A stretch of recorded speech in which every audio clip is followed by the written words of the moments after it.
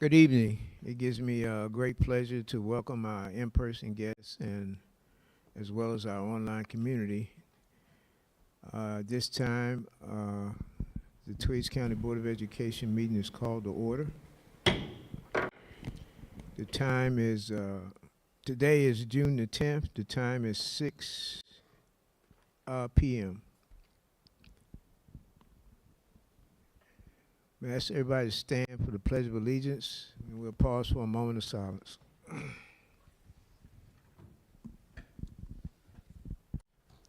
Pledge allegiance to the flag of the United States of America and to the republic for which it stands, one nation, under God, indivisible, with liberty and justice for all.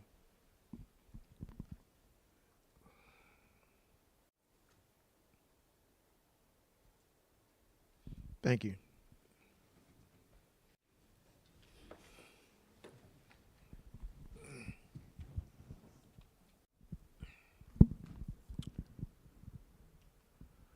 At this time, can I get a motion for the approval of the agenda, tonight's agenda?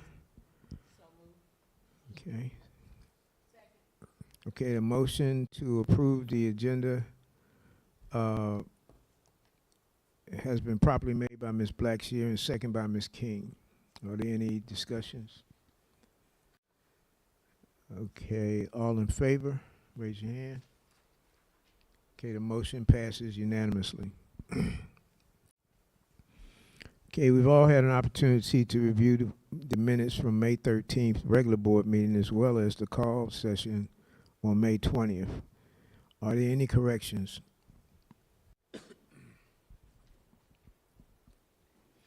If there are no corrections, then the minutes stand approved as written. Ms. Blackshear, ethics statement. Thank you. In accordance with regulations set forth by the Georgia Ethics Commission, it is the duty of every board member to avoid both conflict of conflict.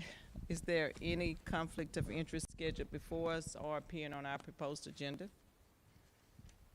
Seeing none, Madam Chair, we will proceed with our agenda. That was quick. Thank you, Ms. Blackshear.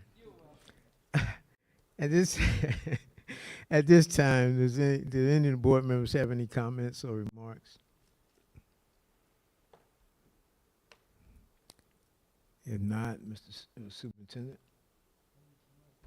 you got an extra mic?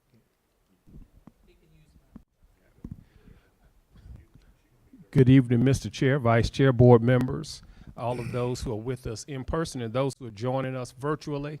I do have several announcements I'd like to just make the community aware of. Our last day for our summer opportunities, summer school experience is coming up.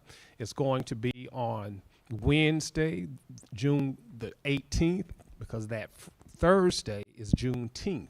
So the district will be closed on Thursday, June the 19th. So our last official day for the summer school program for the elementary, middle, and high school will be on Wednesday, June the 18th.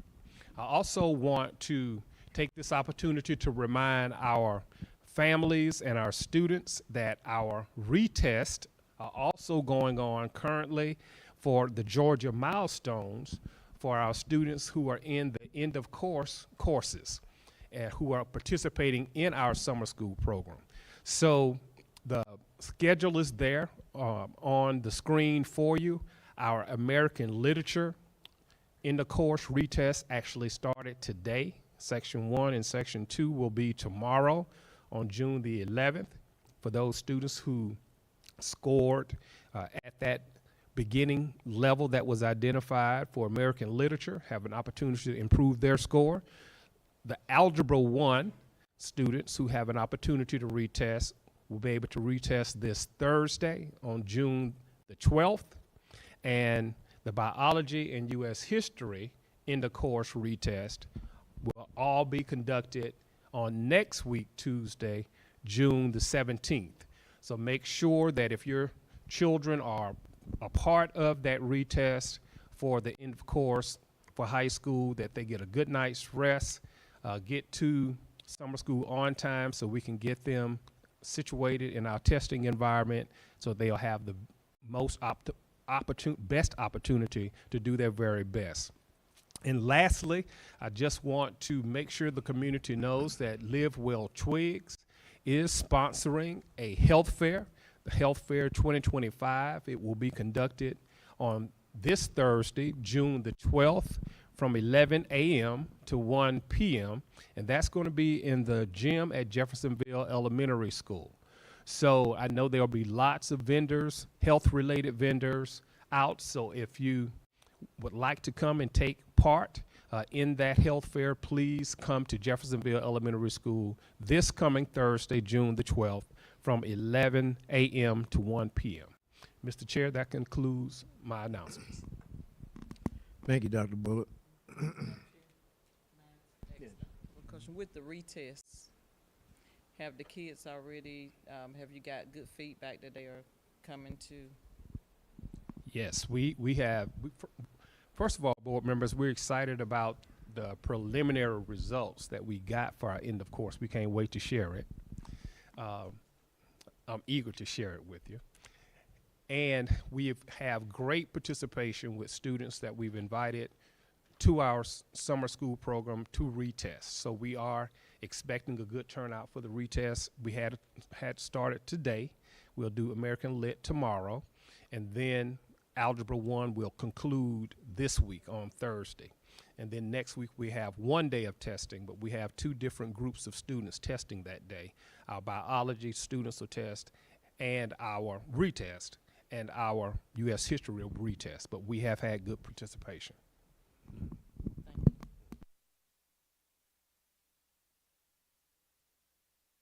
Thank you, Dr. Bullock. Okay, at this time we want to move to our business agenda. And Dr. Bullock, you have some district requests?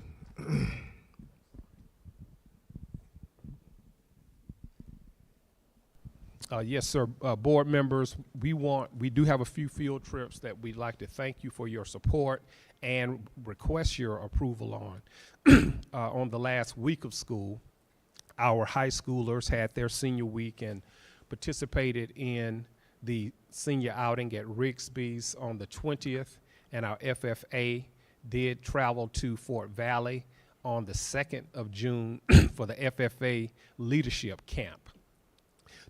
Upcoming on the 26th of June, the Beta Club is preparing to go to the national competition in Kissimmee, Florida, and there they'll participate in the national exhibits, and our drumline and dancers will also compete in the large group performing arts category. So we're very excited about that. You see the list of advisors that'll be accompanying them to the national competition in Kissimmee, Florida, and we certainly are looking forward to that winning tradition to continue with the JES Beta Club.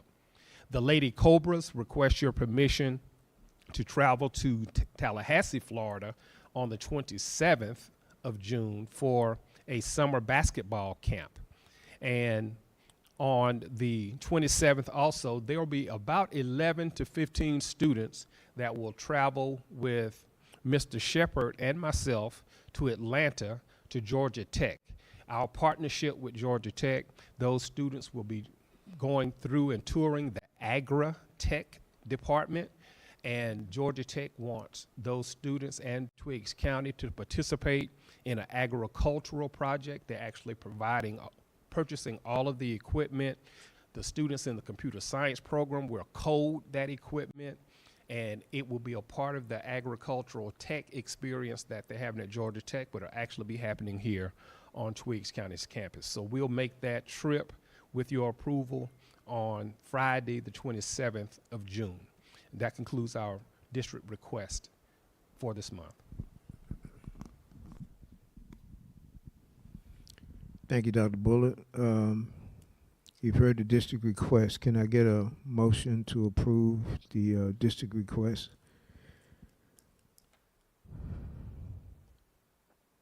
I move that motion to approve the district request. Second? Okay, the motion has been properly made by Ms. Blackshear and second by Mr. Butler to approve the superintendent's district request. Is there any discussion? Okay, all in favor, raise your hand. Okay, the motion passes unanimously. Ms. Reardon.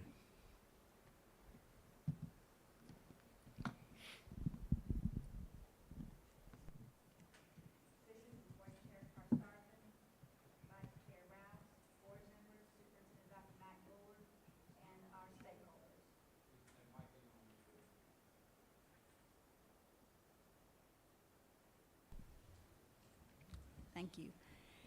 We are a district with a vision, generating excellence, one team, one goal, and a mission to inspire, challenge, and prepare all students to compete globally.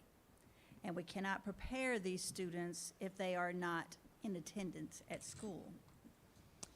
Our strategic goals, it aligns with our strategic goal 1, learning and wellness for all, 2, excellence ahead, academics, facilities, and opportunities, and 3, doing things the Twiggs way. I reviewed with you the new attendance dashboard that the Georgia Department of Education has a couple of times already, where Twiggs County has 33.2 students who are percent of our students are considered chronically absent. I also reviewed with you previously our surrounding districts and their chronically absent percentage rate. And we already discussed where we stood with those and the fact that we wanted to improve this. I did, in the past, explain to you that we had goals that we put into our district improvement plan and our school improvement plans to improve our attendance rates. I am pleased to say that this year, Jeffersonville Elementary School had 15.8% of their students missing 10% or more of school, which amounts to 18 days. Twiggs County Middle School had 22.3% of their students, and Twiggs County High School had 30.7%. All of this equates to our district now having a rate of 21.5% of our students missing more than 10%, which is an improvement of 11.7 percentage points over last year. However, yes, that's good news. However, we still have 136 students, K through 12, who missed more than 18 days of school. And we need to improve on that. Not only are we struggling with this, it is a statewide problem, so much so that there was a focus on attendance during this last legislative session. The Senate Bill 123, which is the compulsory attendance law, passed. It goes into effect in another week or two on July the 1st. This legislation updates Georgia's compulsory attendance laws to better address chronic absenteeism and student engagement. Its key provisions include defining what chronically absent means, requiring school districts to reinstitute school climate committees, with the Chief Superior Court judges leading these committees, and they must meet twice yearly. There must be committees who update attendance protocols for each district by June the 1st, 2026. That's a year from now. Each district must annually submit a report on absenteeism to the legislature, and schools within the district with absenteeism rates of 15% or more must have their own attendance review teams. Also in this law, it requires counties to convene student attendance and school climate committees by November the 1st, 2025, and meet at least twice yearly after that. It mandates written attendance protocols that I discussed by June the 1st, 2026, including procedures to address tardiness and chronic absenteeism. It also updates the language to military-related absences, and beginning in 2026, the Department of Education must submit biannual reports on attendance and discipline trends. There was additional legislation, House Bill 268, If a student misses 30 or more consecutive days and their parent fails to notify the school of their withdrawal or intent to homeschool, the school will report the matter to the student affairs officer of their local RESA and to DFACS. There was a Senate resolution, SR 217, which creates the Senate Study Committee on Combating Chronic Absenteeism in Schools. There was a House resolution, 711, creating the House Study Committee on Student Attendance in Pre-K through 12 education. So there's a lot of focus on attendance. In order to comply with this new law, we had already put things in place before the law even existed. We had already begun to create a attendance protocol. You were given the protocol and the parent letter electronically prior to this meeting, and I put a hard copy of it on your desk tonight. The district attendance protocol development began with Dr. Bullard and I working with attorney Andrew Davidson of Jones Cork LLC. We had district teams that came together to discuss what we needed to have in our protocol. We had school-level teams during the leadership retreat reviewing what we had in our protocol. The senior cabinet has reviewed it more than once. We also had the juvenile court judge, Penny Snipes. She worked with us in the development of this as well. This protocol aligns with our own board policy, JB. Attorney Andrew Davidson, he used protocols from other surrounding districts, those districts who had those better attendance rates than us, to see what it was that they were doing that we weren't doing, or maybe that we wanted to include. This protocol that's before you also aligns with the Georgia attendance laws that we just reviewed. It includes clearly defined expectations around excused and unexcused absences, tardies, early dismissals, parent communication, and reporting responsibilities. It includes a parent version that you also have in front of you for the parent or guardian to acknowledge. This, if approved, will be in the handbook. It will be explained during town hall type meetings. There will be videos posted on websites and social media. There will be parent meetings through family engagement. We will be working with communities and schools as well. Tonight, this is before you as an information item for you to review in depth. At the next board meeting, I will not be here. However, my better half, Dr. Griffin Stewart, will be bringing it before you as an action item. Are there any questions?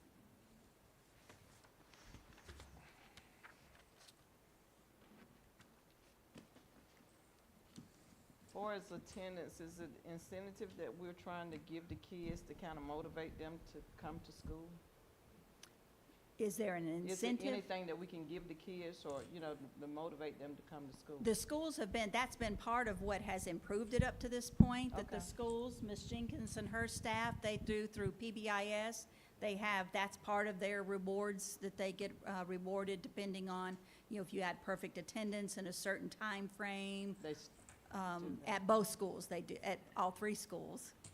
Ms. Jenkins has 2 schools under her charge, but all 3 schools, they do that.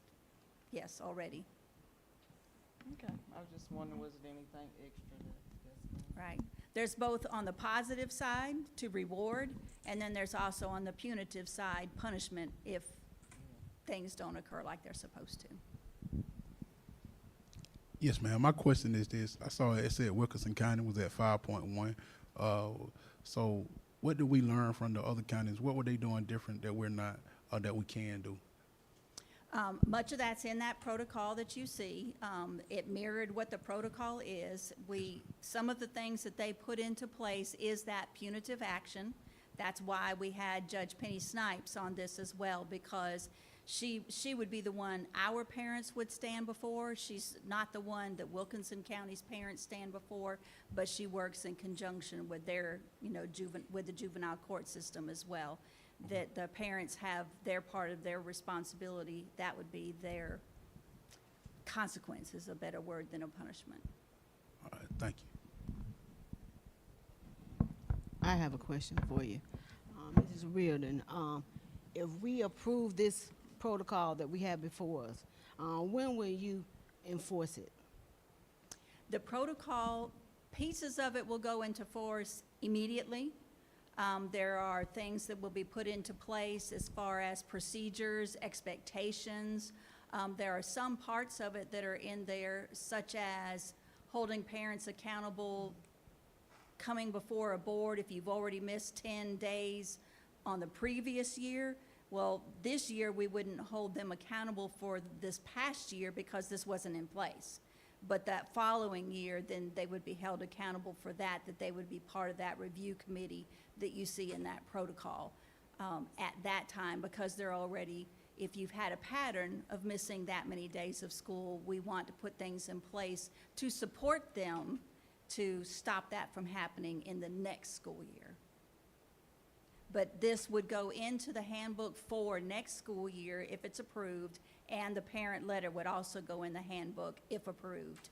And then those meetings with the parents and the informational sessions would begin right away.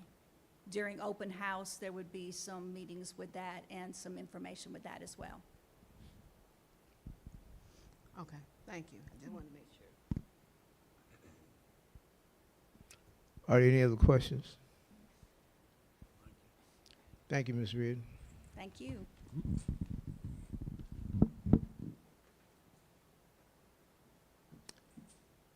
At this time, we're going to move into executive session. Can I get a motion for us to move into executive session? I make the motion to move into executive session. Second. Okay, the motion to move into executive session has been properly made by Mr. Butler and second by Ms. King. Is there any discussion? All in favor, raise your hand. Motion passes unanimously. Thank you.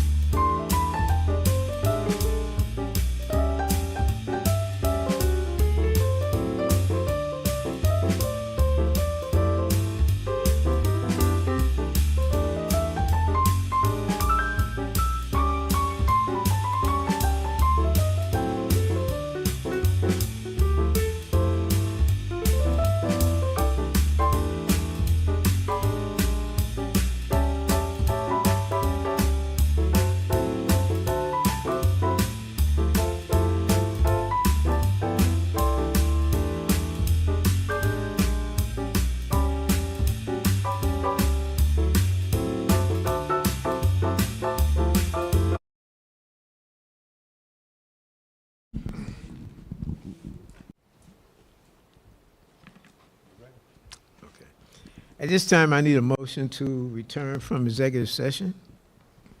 I make the motion to return from executive session. Second. Okay, the motion has been properly made by Mr. Butler and second by Ms. King. Is there any discussion? Okay, all in favor, raise your hand. Motion passes unanimously. Okay, we have several things we want to look at here. We have the new hires, the superintendent's recommendation for the new hires. The first one is has a CID number of 5198. Can I get a motion to approve the superintendent's recommendation for CID number 5198, new hire? I make the motion to approve the superintendent's recommendation for CID 519. Can I get a second? Second. All right, the motion to approve CID number as a new hire, excuse me, 5198 has been properly made by Ms. Blackshear and second by Ms. King. Is there any discussion? Okay, all in favor, raise your hand. Okay, the motion passes unanimously. Next, we have new hire CID number 5223. Can I get a motion to accept the superintendent's recommendation for CID number 5223? I move to table the CID number 5223. I second it. Okay, a motion has been made to table the recommendation for the new hire 5223. Is there any discussion? All right. If there's no discussion, all in favor, raise your hand. Okay, the motion passes 3. All nays. That motion is the table, right? Yes, the table. Right. The motion is the table. Okay. How many was the table? 1, 2, 3, 3. 4? And I'm abstaining. So you abstain. Yeah. Okay. So the motion passes. Right. Exactly. Mm-hmm. All right. Next, we have superintendent's recommendations for retirement. The CID number or the EID number is 2101.